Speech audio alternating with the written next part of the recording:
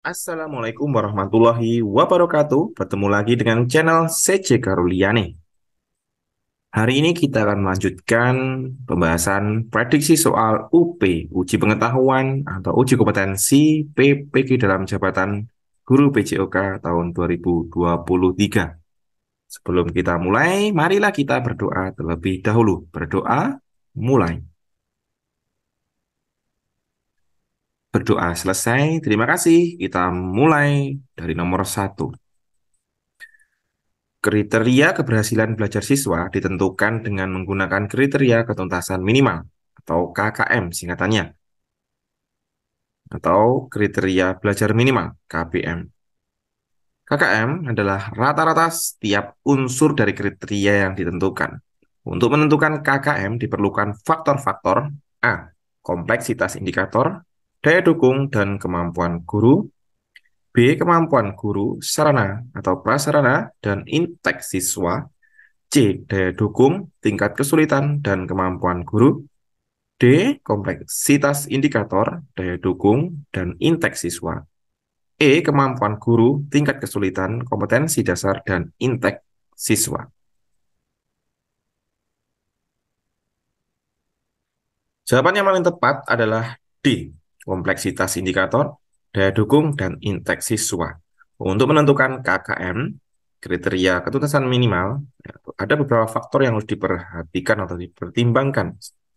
Ini satu ya harusnya, ini satu kompleksitas indikator KKM.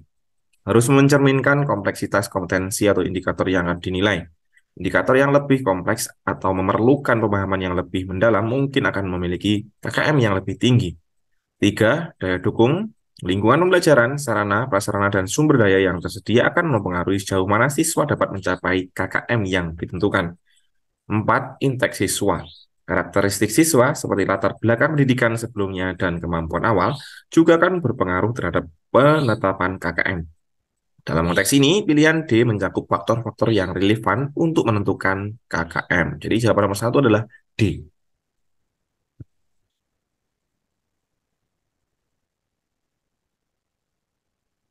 Nomor 2, seorang guru harus menentukan kriteria ketuntasan minimal KKM. Berikut merupakan fungsi KKM. Kecuali A. Sebagai acuan peserta didik dalam menyiapkan diri mengikuti penilaian mata pelajaran. B. Merupakan target satuan pendidikan dalam mencapai kompetensi tiap mata pelajaran. C. Dapat digunakan sebagai bagian dari komponen dalam melakukan evaluasi program pembelajaran yang dilaksanakan di sekolah.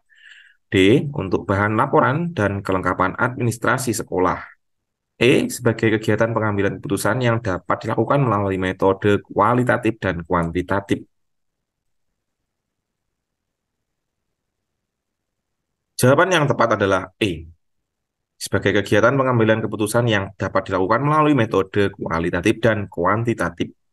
KKM atau KPM biasanya digunakan sebagai panduan dalam menentukan tingkat pencapaian peserta didik terhadap kompetensi yang diharapkan. Fungsi-fungsi yang dijelaskan dalam pilihan A, B, C, dan D adalah benar terkait dengan KKM.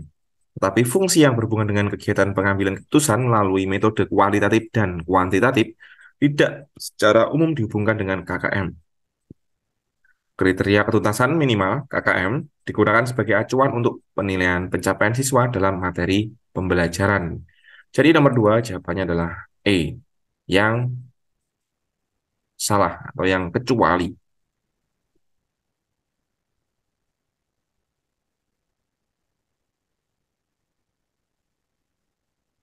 Nomor 3, pada proses pembelajaran seorang guru ingin melakukan penilaian terhadap perilaku siswa. Maka instrumen yang digunakan dalam proses pembelajaran tersebut adalah A. Pedoman observasi, B. Kuesioner, C. Tes tulis, D. Pedoman wawancara, E. Tes hasil belajar.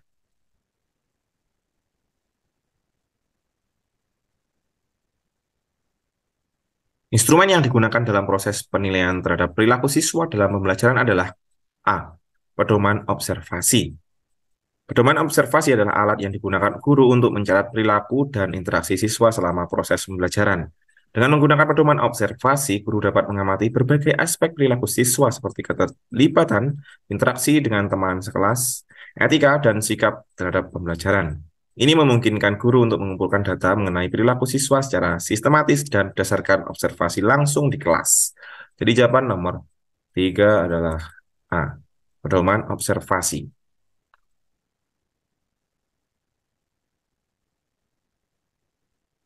Nomor 4, setiap kali diakhiri pembelajaran, seorang guru akan melakukan proses penilaian. Sebelum guru menyusun soal-soal untuk menilai hasil belajar siswa, manakah yang pertama kali harus dipelajari oleh guru? A, buku sumber yang digunakan. B, kurikulum dan silabus. C, karakteristik siswa. D, indikator pencapaian kompetensi. E, kemampuan awal siswa.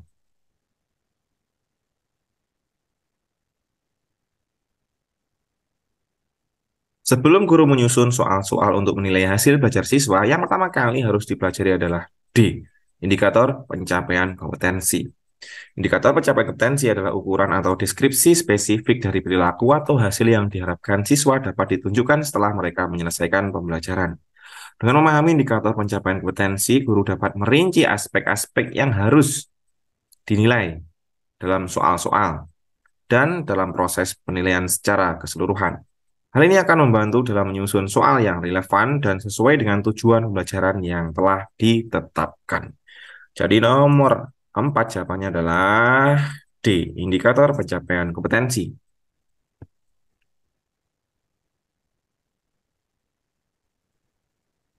Nomor 5, upaya merancang pengayaan bagi peserta didik yang mencapai ketuntasan belajar optimal tampak dalam kegiatan guru sebagai berikut.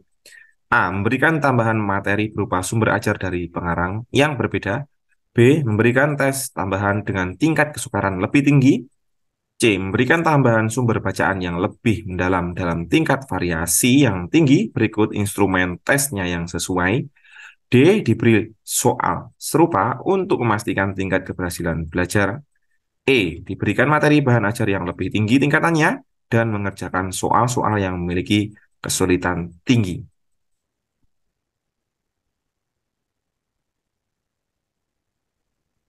Upaya merancang pengayaan bagi peserta didik yang mencapai ketuntasan belajar optimal tampak dalam kegiatan guru berikut. C, memberikan tambahan sumber bacaan yang lebih mendalam dan tingkat variasi yang tinggi, berikut instrumen tes yang sesuai. Memberikan bahan bacaan yang lebih mendalam dan beragam, serta disertai dengan instrumen tes yang sesuai adalah cara efektif untuk merancang pengayaan bagi siswa yang sudah mencapai ketuntasan belajar optimal. Pengayaan seperti ini memungkinkan siswa untuk mengembangkan pemahaman yang lebih dalam dan menerapkan pengetahuan mereka dalam konteks yang lebih kompleks. Selain itu, instrumen tes yang sesuai dengan akan membantu guru dalam menilai pemahaman dan penerapan siswa terhadap materi pengayaan. Jadi jawaban nomor 5 adalah C. Memberikan tambahan sumber bacaan yang lebih mendalam dan tingkat variasi yang lebih tinggi, serta instrumen tes yang sesuai.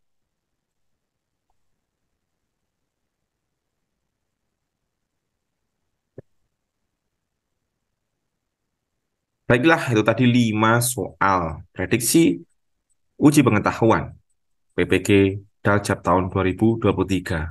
Semoga bermanfaat dan bisa untuk referensi belajar Bapak Ibu.